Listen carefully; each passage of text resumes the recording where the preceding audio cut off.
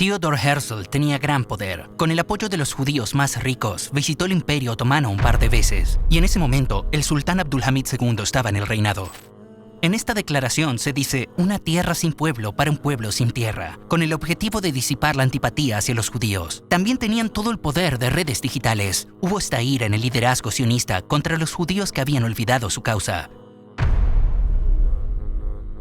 Mientras los judíos de diferentes partes del mundo buscaban algún lugar para escapar de este miedo a Hitler, se emitió una declaración en toda Europa. Por cada judío que se traslada a Palestina, se les dará tierra y millones en cantidad de dinero. Es decir, no es posible tenerlo en un instante. Significa que lo habían planeado hace mucho tiempo. ¿Qué es el sionismo? ¿Cómo surgió? Theodor Herzl organizó un congreso sionista con judíos en Basilea, Suiza. Y aquí fue donde decidieron que el nombre del Estado sería Israel. El Estado de los israelitas y la bandera del Estado también se dibujó allí. La estrella de Dawud entre dos rayas, la estrella del profeta Dawud alayhi salam, es decir, después de que Yusha alayhi salam conquistó Jerusalén. Fue el profeta Dawud alayhi salam quien estableció allí el país. Esto es solo una referencia a eso. Esa estrella de Dawud significa que restableceremos un Estado judío aquí. Esas dos rayas se refieren al Nilo y el Éufrates. La fuente de la maldad es esta, porque se ven a sí mismos como una raza superior, por encima de todos los demás. Desprecian al mundo entero y odian a todo el mundo. Quiero decir, los musulmanes no son el único objetivo de enemistad aquí. También odian a los cristianos, odian a todo el mundo. Y piensan que su propiedad ha sido usurpada. Imagínate, tu religión te enseña algo así. Todo esto era tuyo, estos y aquellos vinieron y confiscaron tu propiedad. ¿Cómo se atreven a confiscar mi propiedad? Necesito recuperarlo, necesito recuperar el mundo entero. Esta es su creencia fundamental. ¿Cuándo y cómo decidieron los judíos ir a Palestina? Por supuesto, Theodor Herzl no puso sus ojos en Jerusalén en el principio. Primero discutieron si establecerse en Argentina, porque la familia Rothschild tiene vastas tierras en Argentina. Podrían haber fundado un estado en esas tierras, pero no aceptaron esta idea, ya que Jerusalén era su antigua ciudad. Ellos dijeron, ¿qué vamos a hacer en Argentina? Así que dijeron, tenemos que ir a Jerusalén, y este estado debe establecerse allí. Así que han tomado esta decisión porque durante casi toda su historia estaban en Jerusalén. Creen que esas tierras les han sido prometidas por Alá, por eso querían ir a esas tierras. Por esa razón, Theodor Herzl, después de la decisión, ¿a quién pertenecía esta tierra en aquel tiempo? Al Imperio Otomano. Y en ese momento, el sultán Abdulhamid II estaba en el reinado. Theodor Herzl tenía un gran poder con el apoyo de los judíos más ricos. Visitó el Imperio Otomano un par de veces, de hecho 5 según los registros de las visitas del palacio. Entonces se reunió con el sultán Abdulhamid e hizo una oferta muy rentable al Imperio Otomano. Los otomanos acaban de salir de la guerra con los rusos, y en ese momento el imperio estaba tratando de recuperarse y pagar sus deudas. Theodor Herzl hizo una oferta al sultán Abdulhamid y dijo, cubriremos toda la deuda del imperio, no tendrás deudas con nadie. Piensa en la riqueza que tenían. Eran tan ricos que podían pagar toda la deuda externa del Imperio Otomano. Imagina cuánto tienen. Y dijo, danos tierra en Jerusalén para que podamos establecer un estado. Así lo pidió al principio. El sultán Abdulhamid ya era consciente de este peligro. Los judíos estableciendo un estado allí, y lo discutía este asunto con sus posturas que, si establecían un estado, habría un baño de sangre. Así que el emperador ya sabía lo que podía pasar y era consciente de la situación. Conocía la historia de los judíos, conocía el Sagrado Corán y que ellos causaban corrupción. Abdulhamid dijo no a esta oferta. Nunca jamás. Estas tierras fueron conquistadas con sangre, dijo diplomáticamente, sin revelar su verdadera intención. Él dijo, esas tierras fueron conquistadas con sangre y solo pueden ser entregadas por sangre. También dijo, esas tierras no me pertenecen, pertenecen a mi pueblo, no puedo darte esas tierras. De nuevo, dijo todo esto de forma diplomática. Después de esto, emitió inmediatamente un edicto prohibiendo la venta de tierras a los judíos alrededor de Al-Quds en Palestina. En otras palabras, anticipando que intentarían hacer algo, tomando tierra de allí pedazo a pedazo, sobre este nombre, sobre aquel nombre, así que lo prohibió. En un artículo, Theodor Herzl dijo, con el fin de establecer un Estado judío, tenemos que esperar a la caída del Imperio Otomano. Este dicho es muy interesante. ¿Qué entendemos de esto? Los judíos eran fuertes y decidieron establecer un Estado y decidieron derrocar a los otomanos.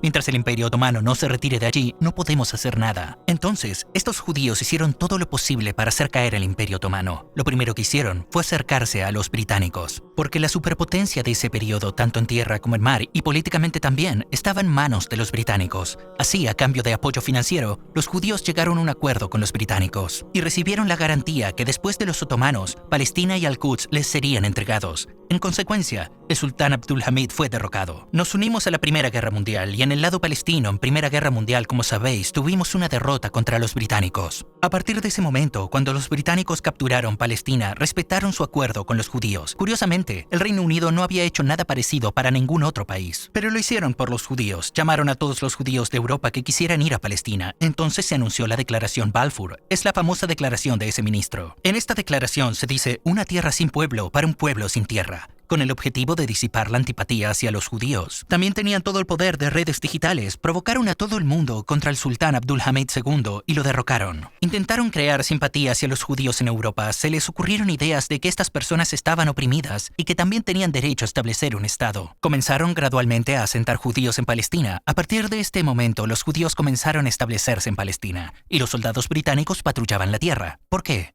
Protegían a los judíos por si algún musulmán u otro grupo quisiera hacerles daño. Entonces, los soldados británicos protegieron la vida, el honor y la propiedad de los judíos allí, para evitar que algún daño llegara a los judíos, en cierto sentido, para que los judíos pudieran seguir emigrando allí. Pero no muchos judíos eligieron ir allí. Sí, algunos pensaban, podemos establecer un Estado, sí, podemos alcanzar nuestro objetivo. Muchos judíos no creían esto. Después de casi 2000 años de cautiverio y humillación, no podemos restablecer un Estado ni ganar fuerza.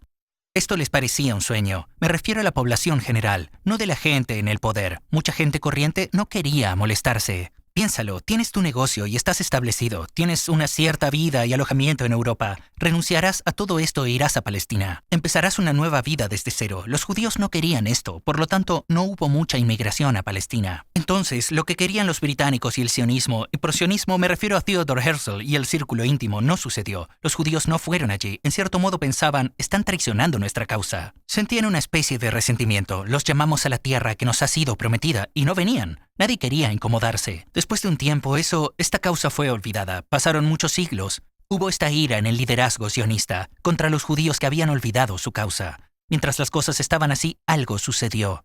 Se fundó el partido nazi en Alemania y la Primera Guerra Mundial había terminado. Entonces, el objetivo del sionismo era atraer a todos los judíos a Palestina y crear una multitud, una población allí y establecer un Estado. Los británicos también les proporcionaron todo tipo de apoyo político. Los sionistas apoyaron financieramente a los británicos y esos dieron apoyo político y militar a los sionistas a cambio, porque los judíos no tenían poder militar, así que los judíos tenían un tremendo apoyo en esas tierras. Si se hubieran ido, el Estado se habría establecido, pero no lo hicieron. Sin embargo, se creó el partido nazi en Alemania y su líder, Adolf Hitler, era un acérrimo enemigo de los judíos y juró erradicar a todos los judíos de la faz del mundo. Capturó toda Europa en poco tiempo y ordenó la construcción de campos de concentración. Fue el peor enemigo de los judíos y los reunió y dejaba que les infligieran todo tipo de torturas, incluyendo quemarlos vivos. Esto en realidad funcionó a favor del sionismo. ¿Por qué? Porque todos esos judíos que temían la tiranía de Hitler pensaron que no podrían sobrevivir en Europa. Y como sabes, Hitler atacó Rusia también, así que esos judíos de Rusia pensaban lo mismo. Mientras los judíos de diferentes partes del mundo buscaban algún lugar para escapar de este miedo a Hitler, se emitió una declaración en toda Europa. ¿Qué contenía esta declaración? Por cada judío que se traslada a Palestina, se les darán tierras y millones en cantidad de dinero,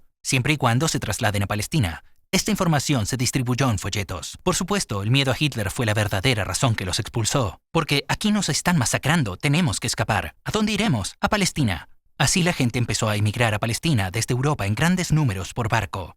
Después de las emigraciones, hubo un gran número de judíos en Palestina. Seguramente la historia de Hitler se había acabado en ese tiempo y para después también. Y se alcanzó el objetivo de población. Se alcanzó el objetivo de población para obtener las tierras, ya que esas tierras estaban bajo gobierno británico. Hubo un problema de confiscación de esas tierras, porque esas tierras pertenecen en realidad a los palestinos. Ya había gente viviendo allí. Es decir, esas tierras no estaban vacías. En el período otomano, los palestinos, nuestros hermanos y hermanas musulmanes, vivían en esa región. Entonces, ¿cuándo los musulmanes que vivían allí se dieron cuenta del verdadero propósito de los judíos? ¿Y qué pasó después de esta comprensión? Por ejemplo, ¿ocurrió la Guerra de los 6 días durante este periodo? Ahora es así. Desde que los judíos fueron allí, no vivieron en paz. Una organización judía llamada Haganah fue fundada por los británicos. Pensaron, vamos a establecer un Estado judío aquí, pero necesitamos fuerzas armadas. Para ser un Estado, necesitamos un ejército. La organización Haganah es la base del ejército israelí. También cometieron atropellos allí. El sionismo restauró la lengua olvidada, el hebreo. Intentaron con todas sus fuerzas establecer su conexión a ese antiguo alfabeto y crear un sentido de nación. ¿Y durante cuántos años? Digamos que es 1918. Continúa durante 30 años. Así que durante esos 30 años hubo muchos desarrollos. Y fue entonces cuando los musulmanes empezaron a darse cuenta. Fue cuando el pueblo judío empezó a armarse. porque se dieron cuenta de que sus objetivos eran diferentes. Se dieron cuenta de que los judíos llegaron allí permanentemente, vinieron para la ocupación. A partir de ese momento, los palestinos despertaron y la venta de tierras se detuvo. No se llegó a ningún otro compromiso. Y contra aquellos judíos armados de la organización Hagana, los palestinos comenzaron a tomar las armas. Hubo conflictos armados. Los conflictos se reanudaron hasta 1948. Y los británicos tuvieron presencia militar y protegieron completamente a los judíos. Los judíos luchaban con confianza de que los soldados británicos estaban a su espalda. De hecho, hoy ocurre exactamente lo mismo. Atacan Gaza y la Marina americana acude inmediatamente a apoyarles. Entonces también era el mismo escenario. Atacaron con los soldados británicos a sus espaldas. Si los soldados británicos se retiraban, veríamos si podrían sobrevivir allí. Tengo que añadir que principalmente las fuerzas británicas reprimieron estos enfrentamientos y de manera injusta. Reclamaban, este es mi niño, este es el niño travieso. Y interrumpen la pelea. Están enfadados en la apariencia, pero entre bastidores están diciendo bien hecho. En 1948, los judíos de allí habían establecido todas las organizaciones y habían anunciado a todo el mundo que habían establecido un estado llamado Israel. El estado que establecieron abarca Palestina por completo. Tan pronto como declararon el estado de Israel, todos los estados árabes musulmanes alrededor de Israel declararon la guerra. Irak, Siria, Líbano y Egipto. En realidad, era obvio que estos países declararían la guerra a Israel. Por cierto, Israel estaba dispuesto a luchar contra ellos. Todavía estamos en 1948. No podrían haber establecido su organización gubernamental en tan poco tiempo. Es decir, no es posible tenerlo en un instante. Significa que lo habían planeado hace mucho tiempo. ¿Sabes? Estamos hablando del periodo del sultán Abdul Hamid II. Habían planeado esto en aquel entonces. Sus estructuras organizativas estaban planificadas de antemano. ¿Quién ocuparía el cargo y dónde? Porque en tan poco tiempo se convirtieron en un estado de pleno derecho. De repente, había instituciones educativas. Es casi como un paquete preparado. De nuevo, estos planos se hicieron hace mucho tiempo, pero tenían a sus espaldas los ejércitos más poderosos. Recibieron todo tipo de apoyo. Sus agencias de inteligencia eran muy fuertes. Esos estados a los que se enfrentaban colapsaron en su interior. Y hubo un montón de trucos y maniobras y actividades de inteligencia. Y siempre había habido guerras en esos intervalos. ¿Sabes? Hubo una gran guerra en 1967 y otra en 1973. Los países árabes de esa región habían estado en guerra con Israel constantemente, y siempre han sido los árabes los que han sufrido la guerra, porque han agotado todos sus poderes. Es decir, sus estructuras organizativas se desmoronaron durante estas guerras, como si Israel se los hubiera echado encima deliberadamente, como si estuviera diciendo, vamos, ven a mí, destruiré tu poder. ¿Quieres un pedazo de mí? Destruiré tu poder también. Es decir, Egipto era una gran potencia entonces, y acabaron con Egipto. Derrumbaron todo el poder militar de Egipto. El destino de Irak fue el mismo. Aquí es donde siempre nos equivocamos. La tierra entre el Nilo y el Éufrates está en peligro. Creemos que no hay peligro para otros lugares. Algunas partes de Turquía están dentro de esas tierras, dentro de la frontera del Éufrates. Pero estamos equivocados. Como he dicho antes, quieren conquistar a todo el mundo. ¿Continuará esta agitación en Oriente Medio? ¿Cómo terminará? Hay una anécdota mencionada en el Masnawi. Había un erudito, una especie de santo en un país. Esta persona era una persona caritativa que donaba mucho. Solía pedir mucho dinero prestado a los comerciantes. Gastó todo el dinero prestado en buenas obras. Confió en Alá. Alá le concedió riqueza y sustento y pagó con ello todas sus deudas. Nunca ha tenido ningún problema. Un día se enfermó y cayó en su lecho de muerte. Fue una enfermedad grave. La gente fue a visitar al santo a su casa, pero la mayoría de los que venían a visitarlo eran a los que debía dinero. Quiero decir, ellos realmente querían pedir su deuda en cierto sentido. Hablaban entre ellos sobre cómo no podían pedir que les devolviera el dinero a alguien en su lecho de muerte. El santo los oyó. Estaban hablando, me debía esto, me debía tanto. Ahora, ¿quién cubrirá esto? ¿Cómo será? El santo estaba apenado por la situación. Dijo, un santo, un erudito está falleciendo. Ya sabes el dicho, la muerte de un erudito es la muerte del mundo. Es algo significativo. Pensó, en vez de sentir pena por perder a un santo, por el fallecimiento de un amigo de Alá, van detrás de su dinero. En ese momento, un niño pasó por fuera. Era fabricante de caramelos y los vendía. Cuando el niño pasó, le dijo a su discípulo, llama al niño. Llamaron al niño. Dijo, dale a cada uno de tu postre. Entonces el niño repartió a todos un poco de su postre. Todos se lo comieron. Por supuesto, todo el postre se acabó. El niño estaba contento porque se terminó todo el postre. No tuvo que dar vueltas intentando venderlo. Pensó que puede ir a su amo con una venta de día completo. Quería el dinero del santo para el postre. Dijo, no hay dinero. El niño se sorprendió. ¿Qué significa que no hay dinero? ¿Dónde está el dinero? Acabo de repartir el postre. Todo el mundo se lo comió. El santo dijo, no hay dinero. Vete. Cuando dijo eso, el niño empezó a llorar. En ese momento, los comerciantes empezaron a quejarse. No tiene dinero en su final. Se llevó también el dinero del niño. Hizo lo mismo con nosotros. Después de que el niño empezara a llorar, los hombres se enfurecieron. Al verlos enfurecidos, el chico golpeó su bandeja contra el suelo y se puso en marcha. ¿Qué voy a decirle a mi amo? Me he gastado todos mis caramelos. Me preguntará, ¿qué les has hecho? Me dirá esto y aquello. Los lamentos del niño derrumbaron el lugar. Justo entonces, alguien llamó a la puerta. Abrieron la puerta. ¿Quién es?, preguntó el santo. ¿Quién es?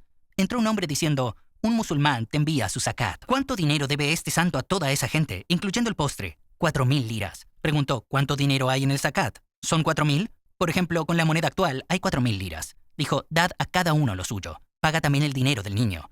Les dijo a todos, ahora marchaos. Dijeron, ¿qué hemos hecho? Le faltamos el respeto al gran santo. Cuando todos se sintieron avergonzados, el santo les dijo, entonces, ¿cuál es la sabiduría de esto? Este dinero acabaría llegando a mí. Estaba predestinado. Esta bendición no sería concedida por Alá, pero su tiempo se había pospuesto. Había algo más de tiempo. Cuando empezaste a hablar de mis deudas, cuando empezaste a hablar en mi contra, para que no chismorrearas ni murmuraras, este niño vino a mi rescate. Compré los dulces de este niño. Cuando no pagué, se puso a llorar.